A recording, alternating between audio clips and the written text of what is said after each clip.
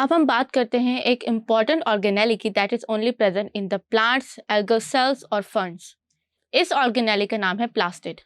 Mitochondria की तरह plastid are also double membrane bonded structure, यानी इनकी भी जो मेम्ब्रेन होती है वो डबल मेम्ब्रेन होती है और ये दो इंपॉर्टेंट फंक्शन परफॉर्म करते हैं, एक फोटोसिंथेसिस और दूसरी फूड स्टोरेज।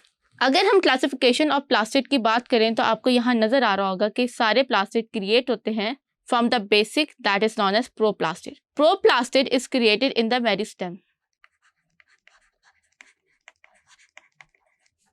जैसे ही इस प्रोप्लास्टिड जो होता है ये काफ़ी अडेप्टिव होता है, जैसे इसके ऊपर लाइट पड़ेगी तो ये कन्वर्ट हो जाएगा into etioplast. This etioplast on the different circumstances convert हो जाएगा इनटू क्रोमोप्लास्ट और chloroplast. Chloroplast is involve in the photosynthesis, where as chloroplast होता है ये प्लांट्स को कलर देता है और ये आपकी पेटल्स एंड फ्रूट्स में प्रेजेंट होता है।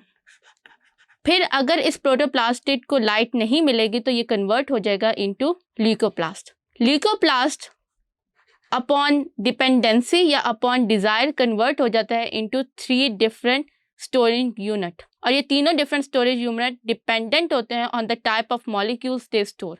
फॉर एग्जाम्पल अमाइलोप्लास्ट जो होता है ये आपका कार्बोहाइड्रेट स्टोर करेगा, एलियोप्लास्ट आपकी जो है वो लिपिड स्टोर करेगा, एंड प्रोटीनोप्लास्ट प्लांट्स के अंदर प्रोटीन स्टोर करेगा।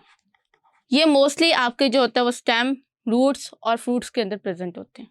अब हम बात करते हैं प्लास्टिड से क्रिएट होने वाले organelle that is known as chloroplast.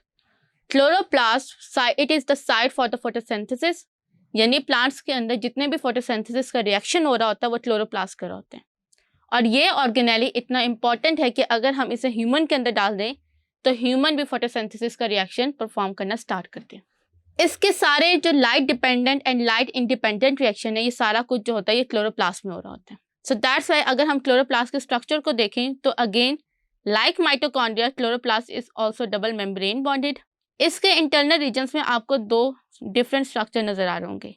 ये जो लाइट रीजन है जिसको हम स्ट्रोमा कहते हैं ये इन्वॉल्व होता है इनटू लाइट इंडिपेंडेंट रिएक्शन, और इसके अंदर जो होता है वो प्लाज्मिड होता है, मॉलिक्यूल्स होते हैं जो कि ज़रूरत होती है उसको रिएक्शंस के अंदर। उसके बाद हमारे पास ये दूसरे ग्रैनम आ जाते हैं। ग्रैनम का अगर हम सिंगल को देखें तो it is the thylakoid. Thylakoid के अंदर आपके सारे लाइट डिपेंडेंट रिएक्शंस हो रहे होते हैं, और फिर ये थैलाकॉइड्स ये ग्रैनम एक दूसरे के साथ अटैच हैं through the lamella that is known as stroma lamella.